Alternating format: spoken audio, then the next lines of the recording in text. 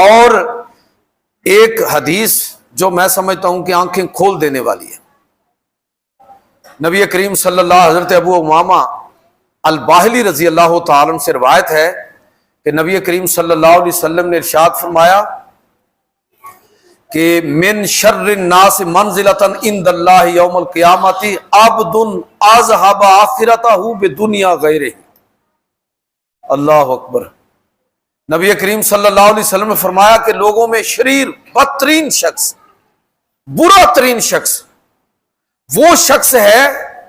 اللہ کے ہاں مرتبے اور مقام کے اعتبار سے یوم القیامہ، قیامت کے دن، اذهب آخرتہ بدنیا غیرہ، جو اپنی آخرت کو دوسرے کی دنیا کے لیے برباد کر دے۔ کئی ہوتے ہیں نا کہ وہ شاہ سے زیادہ شاہ کے وفادار ہوتے ہیں، یہ نہیں دیکھ رہے کہ